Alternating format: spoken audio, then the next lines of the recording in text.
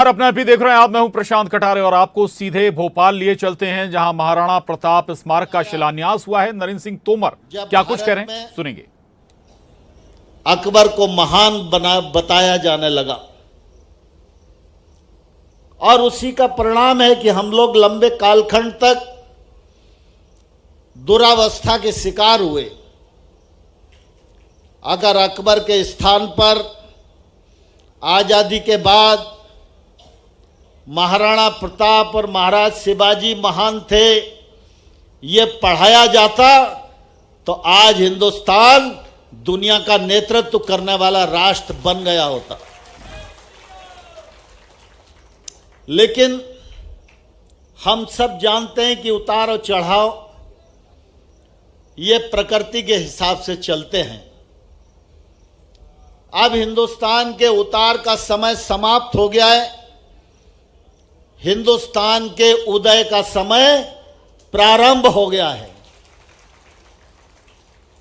आजादी के 75 साल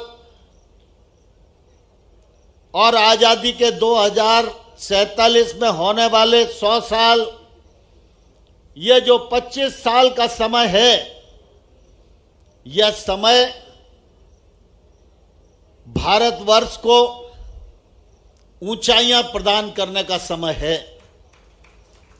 और कोई भी देश, कोई भी समाज, कोई भी व्यक्ति ऊंचाई पर तभी पहुंचता है, दुनिया को तभी नेतृत्व दे पाता है, जब उसके मन में अपनी संस्कृति और अपने पूर्वजों के चरित्र के प्रति गौरव होता है।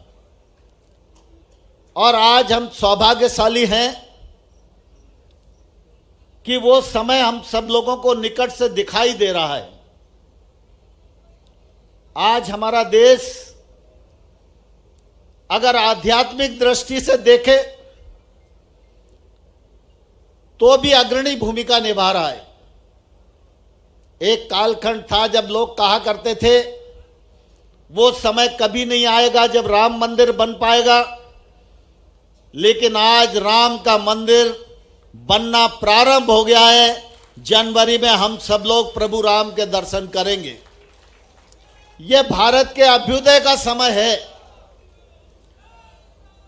हम काशी विश्वनाथ बाबा का दर्शन करने जाते थे तो क्या स्थिति होती थी, लेकिन आज प्रधानमंत्री जी के सांस्कृतिक अभ्युदय के परिणाम स्वरूप आज काशीनाथ विश्वनाथ कॉरिडोर बन गया है और आज पूरी दुनिया काशी विश्वनाथ जी के दर्शन करने के लिए आ रही है।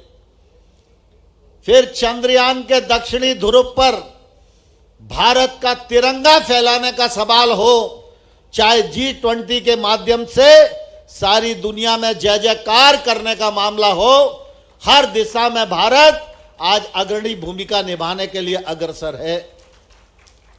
और जब हम मध्य प्रदेश की बात करते हैं तो हम सबका सौभाग्य है कि मध्य प्रदेश में महाकाल बाबा विराजते। वर्षों से हम उज्जैन महाकाल की नगरी में दर्शन करने के लिए जाते रहे, लेकिन शिवराज जी के नेतृत्व में महाकाल लोक का जो निर्माण हुआ और प्रधानमंत्री जी उसका उद्घाटन करने के लिए आए, आज सारी दुनिया महाकाल बाबा के दर्शन करने के लिए तरसती है। शिवराज जी सिर्फ यही नहीं रुके, हम सब जानते हैं परम पूज्य शंकराचार्य जी ने देशाटन किया, 4 मठों की स्थापना की और एक तौर से सनातन धर्म को अक्षुण्ण बनाए रखने के लिए परम पूज्य शंकराचार्य जी का प्रयत्न अद्वितीय रहा। परम पूज्य शंकराचार्य जी को सिद्धि गुरुदेवत्व मध्य प्रदेश की धरती ओंकारेश्वर में प्राप्त हुआ। मध्य प्रदेश के लोग इस बात को जानते नहीं थे, शिवराज जी ने उसे खोजा और आज ओंकारेश्वर में भगवान शंकराचार्य जी का लोक बनाकर सनातन धर्म के प्रति उन्होंने अपनी निष्ठा को प्रदर्शित किया है। फिर मध्य प्रदेश के ओरछा में राम राजा का लोक बने, सीहोर के सलकनपुर में मैया का लोक बने। एक के बाद एक सांस्कृतिक अभ्युदय के कार्यक्रम माननीय शिवराज सिंह चौहान। नरेंद्र सिंह तोमर को सुन रहे थे आप, और अब अगली खबर का रुख करेंगे। उज्जैन से खबर है। उज्जैन रेप मामले में बड़ा खुलासा हुआ है। सतना में रहता है पीड़ित लड़की का परिवार। पीड़ित लड़की के पिता मजदूरी करते हैं। बताया जा रहा है कि मानसिक रूप से लड़की कमजोर है। लड़की के ट्रेन या बस से उज्जैन पहुंचने की आशंका जाहिर की जा रही है। तो ये मामला अब सियासी तूल भी पकड़ चुका है। इस मामले में हालांकि जो बड़ी अपडेट है वो ये है कि पीड़ित लड़की का जो परिवार है वो न केवल मजदूरी करता है बल्कि सतना का रहने वाला है। मानसिक रूप से कमजोर भी बताई जा रही है नाबालिग लड़की के ट्रेन या बस से उज्जैन पहुंचने की आशंका है। दरअसल तस्वीर सामने आई थी। अर्धनग्न अवस्था में एक नाबालिग लड़की लोगों से मदद मांगती नजर आई। काफी देर तक यह घटनाक्रम चलता रहा। आखिरकार पुलिस को सूचना दी गई, जिसके बाद पुलिस पूरे मामले में छानबीन भी कर रही है। कुछ लोगों के खिलाफ एक्शन भी हुआ है। आरोपी तक पहुंच भी गई है पुलिस। और एक ऑटो ड्राइवर, कहा जा रहा है कि ऑटो ड्राइवर ने इस वारदात को अंजाम दिया है। ये बड़ी खबर, अहम खबर।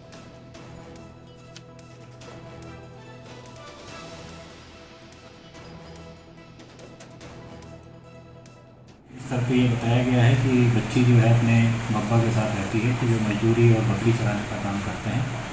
उसका पिता भी विक्षिप्त है। माँ 12 साल पूर्व से साथ नहीं रहती हैं, छोड़ के चली गई, कहीं अलग रहते हैं। एक बड़ा भाई है, करीब 3 साल बच्ची से बड़ा भाई है, और इन्हीं के साथ वो रहती है। उज्जैन रेप मामले में ये नई जानकारी निकल कर आई है। उज्जैन पहुंचने के पीछे आशंका जाहिर की जा रही है कि ट्रेन या फिर बस के जरिए जो नाबालिग युवती है वो उज्जैन पहुंची थी और वहां पर उसके साथ ये वारदात अंजाम दी गई। जो परिवार है वो सतना का रहने वाला है, और इतना ही नहीं, परिवार मजदूरी का काम करता है। हालांकि अभी ये क्लियर नहीं है, साफ नहीं कि कैसे उज्जैन पहुंची थी ये युवती, लेकिन पुलिस ने पूरे मामले में छानबीन जरूर शुरू कर दी है, कार्रवाई शुरू कर दी है। आरोप एक ऑटो ड्राइवर पर लगा है। ऑटो ड्राइवर के खिलाफ एक्शन भी हुआ है और ऑटो से कुछ साक्ष्य या सबूत भी हासिल हुए हैं।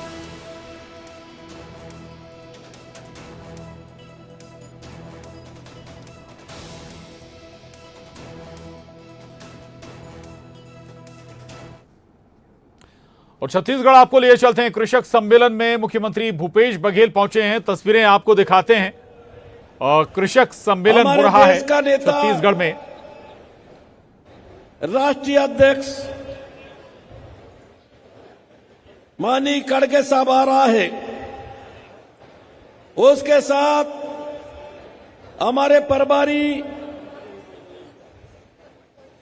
आदरणीय कुमारी सलजा, प्रदेश के सीएम भूपेश बघेल, नेता, जन जन का नेता, आबकारी मंत्री कवासी लखमा संबोधित कर रहे हैं और मुख्यमंत्री भूपेश बघेल अलग अलग स्टॉल पर जाकर और उस मंच में तो उनसे चर्चाएं भी कर रहे हैं, बातचीत भी कर रहे हैं, हमारे छत्तीसगढ़ के जानकारी भी ले रहे हैं। पूरा पार्टी के नेता कृषक सम्मेलन में प्रभारी महासचिव तो छत्तीसगढ़ में आयोजित हो रहे कृषक सम्मेलन से ये सीधी तस्वीरें आपके टीवी स्क्रीन पर। और हमारे प्रदेश के मंत्रिमंडल के छत्तीसगढ़ के फूल स्वीकार करते हुए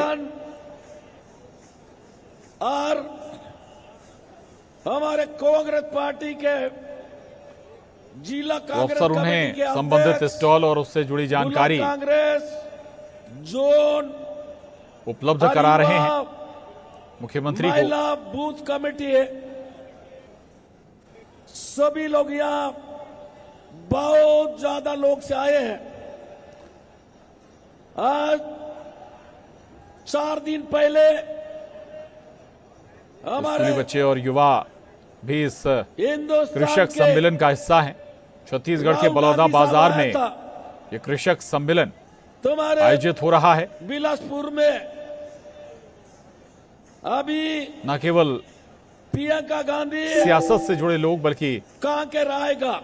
कृषि से जुड़े लोग भी इस आज सम्मेलन का बड़ा हिस्सा हैं। छत्तीसगढ़ में मुख्यमंत्री और उप मुख्यमंत्री छत्तीसगढ़ में हमारे नेता लोग आने वाले हैं।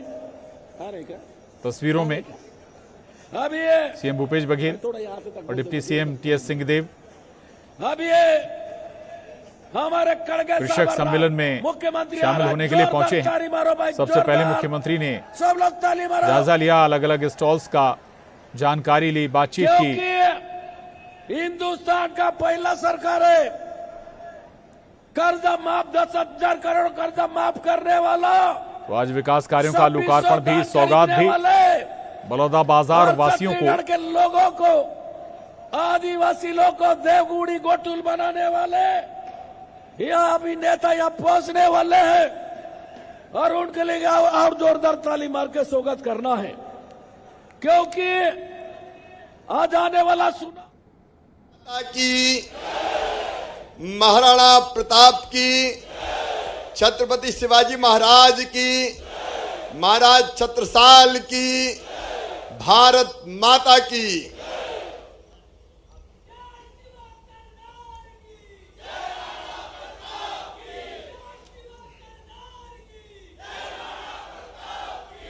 आज हम सब का मन आनंद, प्रसन्नता और गर्व से भरा हुआ है।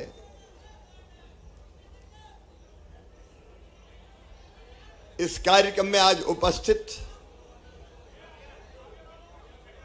मध्य प्रदेश के गर्व और गौरव, भारत सरकार के कृषि और किसान कल्याण मंत्री, मोदी जी के निकट सहयोगी आदरणीय श्रीमान नरेंद्र सिंह तोमर जी, आदरणीय भूपेंद्र सिंह जी मेरे मंत्रिपरिषद के सदस्य, भाई अरविंद भदौरिया जी, बहन सुश्री उषा ठाकुर जी इस विभाग की मंत्री, राज्यवर्धन सिंह जी, गोविंद सिंह जी, ओपीएस भदौरिया जी, महेंद्र सिंह सिसोदिया जी, ब्रजेंद्र प्रताप सिंह जी, राज्यवर्धन सिंह जी, रामपाल सिंह जी, विक्रम सिंह जी, दिलीप परिहार जी, यशपाल सिंह जी, यशपाल जी, बहन राजश्री जी, राजेंद्र सिंह जी पूर्व विधायक, ठाकुर अनूप सिंह जी, जयपाल सिंह चावड़ा जी, राजपाल सिंह जी, राजपाल बहुत है, विजय सिंह जी, दिनेश प्रताप सिंह जी उत्तर प्रदेश के मंत्री यहाँ पधारे हैं, डॉक्टर नरेंद्र सिंह राजावत जी, शिव प्रताप सिंह जी, अजय प्रताप जी। अब मैं माफी चाहूंगा कुछ नाम अगर रह गए हों तो। मंच पर विराजमान और नीचे बैठे हुए इस कार्यक्रम में उपस्थित सभी वरिष्ठगण, मेरी बहनों, मेरे भाइयों, आप सबको दोनों हाथ जोड़ के शीश झुका के प्रणाम करता हूं। आज ऐसा लग रहा है जैसे जीवन सार्थक हो गया, सफल हो गया। और एक बात और मुझे लग रही कि जैसे मेरा मुख्यमंत्री बनना भी सार्थक हो गया। बहन उषा जी ने प्रारंभ में कहा था, वो पंक्तियां मुझे याद आ रही है। मैं अमर शहीदों का चारण उनके यश गाया करता हूं, जो कर्ज राष्ट्र ने खाया है मैं उसे चुकाया करता हूं। तेरा तुझको अर्पण क्या लागे मेरा। ये तो हम सौभाग्यशाली हैं जो इस पल के साक्षी बन रहे हैं कि तब महाराणा अप्रतिम शौर्य के प्रतीक, हूं लड़ियो घणो हूं सहियो घणो, मेवाड़ी मान बचावन ने, पर आंच नहीं राखी रण में, बैरियारो खून बहावन ने। अद्भुत वीर, महावीर, चेतक पर चढ़ जिसने, भाले से दुश्मन संहारे थे, मातृभूमि के खातिर जंगल में कई साल गुजारे थे, झुके नहीं वो मुगलों से, अनुबंधों को ठुकरा डाला, मातृभूमि की भक्ति का एक नया प्रतिमान बना डाला। झुकना जिसने सीखा नहीं। बचपन में हम गाया करते थे, नीला घोड़ा रो असवार, मारो मेवाड़ी सरदार, राणा चल तो ही जाजू रे। वो राणा प्रताप, महाराणा प्रताप, जिनका नाम लेते ही रोम रोम पुलकित हो जाता है। मेरे मित्रों, ऐसे वीर मेवाड़ के मुकुटमणि नहीं, वो भारत के मुकुटमणि है। वीरता, शौर्य, त्याग, पराक्रम और दृढ़ संकल्प और प्रण के लिए अमर है महाराणा प्रताप। जब तक सूरज चांद सचमुच में रहेगा, तब तक महाराणा प्रताप जी का नाम अमर अमर और अमर रहेगा।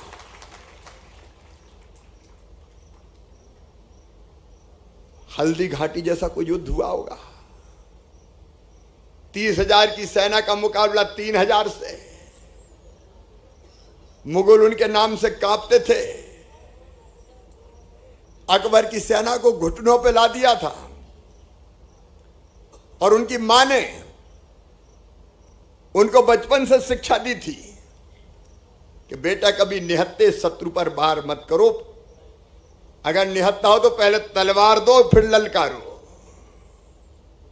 और यही वजह थी कि महाराणा प्रताप 72 किलोग्राम का कवच पहनते थे। अपना तो वजन ही 72 किलो नहीं है। 72 किलो का कवच और 80 किलो का भाला और 2-2 तलवारें लेके उतरते थे रण में, 2-2 तलवारें। और 2 तलवार इसलिए कि अगर शत्रु निहत्ता हो जाए तो एक तलवार फिर उसके हाथ में थमा दी जाए। ऐसे वीर कहीं, महावीर कहीं देखे? और उनकी सेना, भील सरदार पुंजा, आलामन, ग्वालियर के रामसाद तबर, उनके पुत्र हाकिम खान सूर, भामा साहब, उनके लिए प्राणों को दांव पर लगा के लड़े।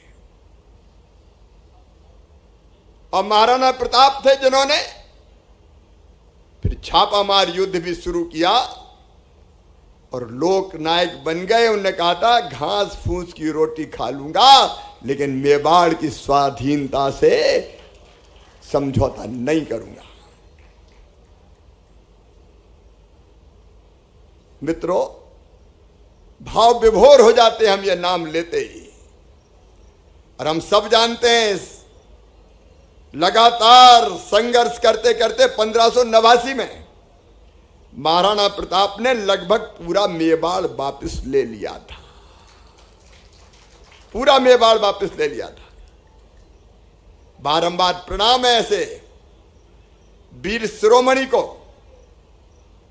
जिनके शौर्य से प्रभावित होकर जब 1597 में आखेट करते समय महाराणा चोटिल हुए और अंतिम सांस ली थी, तो उनके शत्रु भी रो पड़े थे कि ऐसा वीर हमने नहीं देखा। आज उनके चरणों में हम श्रद्धा सहित नमन करने आए हैं। और मेरे प्रिय साथियों, हम लोगों ने तय किया, बहुत दिनों से मेरा दिमाग इस दिशा में सोच रहा था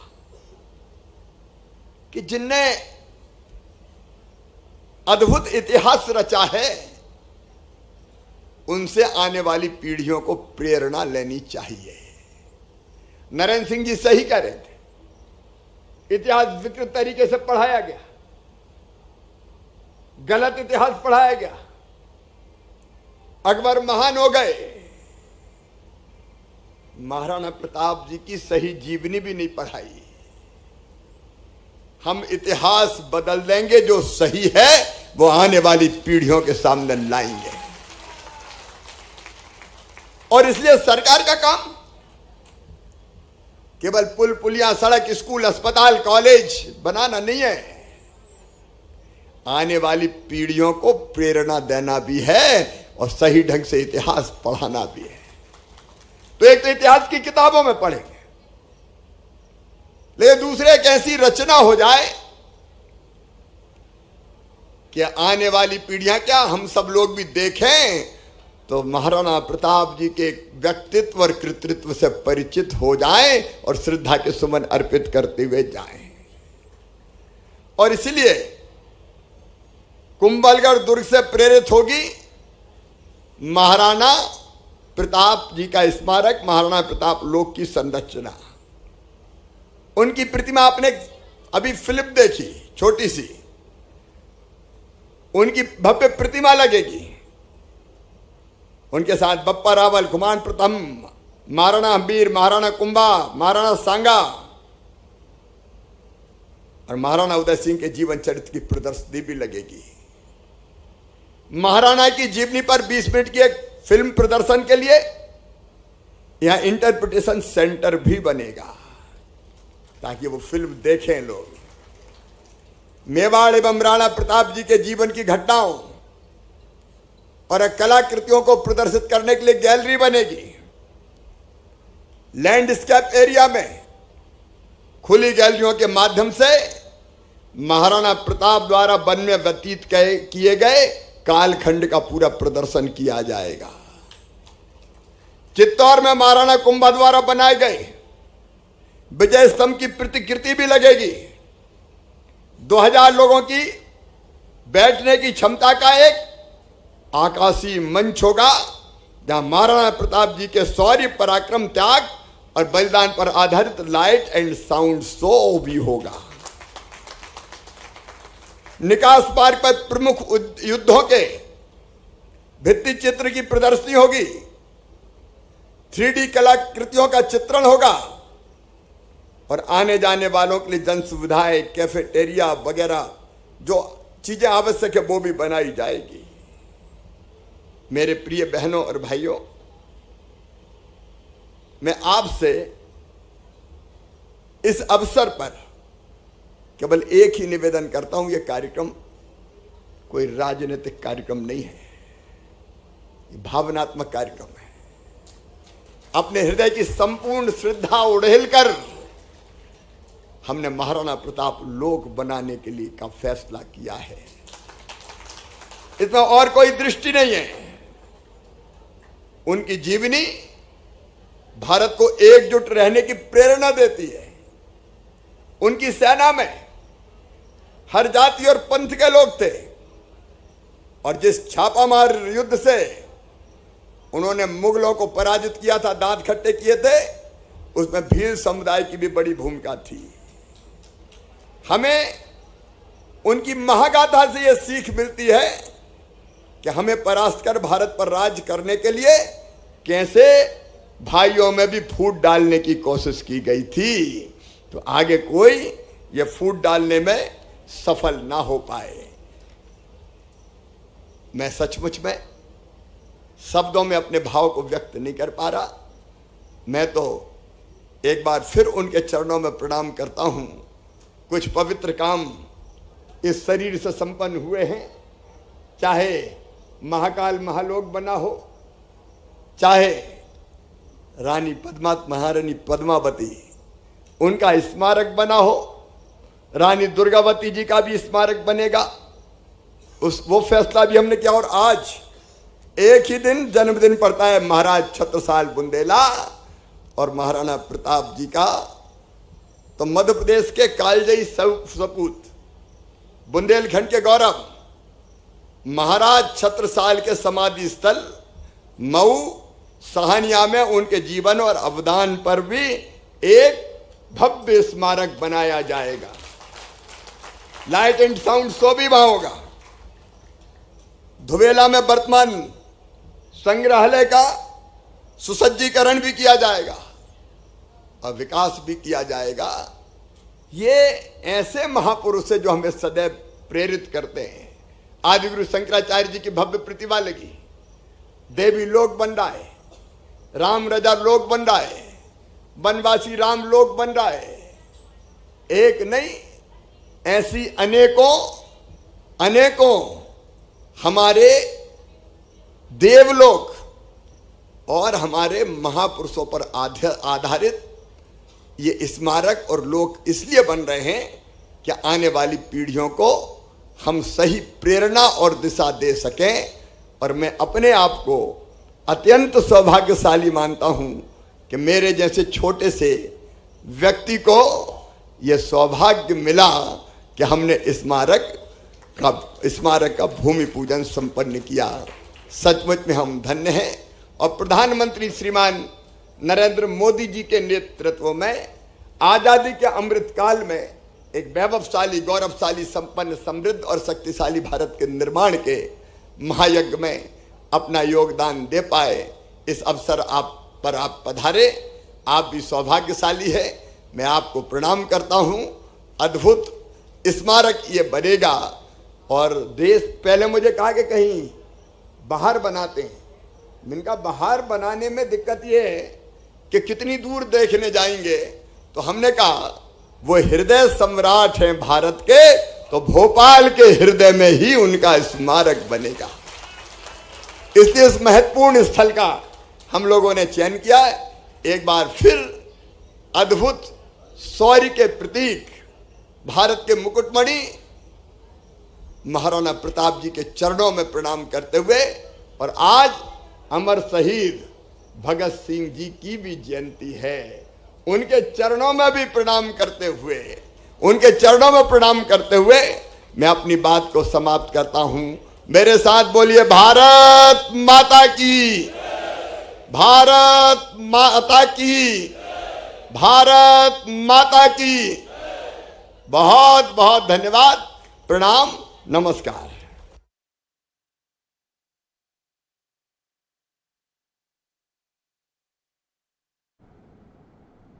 तो महाराणा प्रताप स्मारक का शिलान्यास किया है मुख्यमंत्री शिवराज सिंह चौहान ने।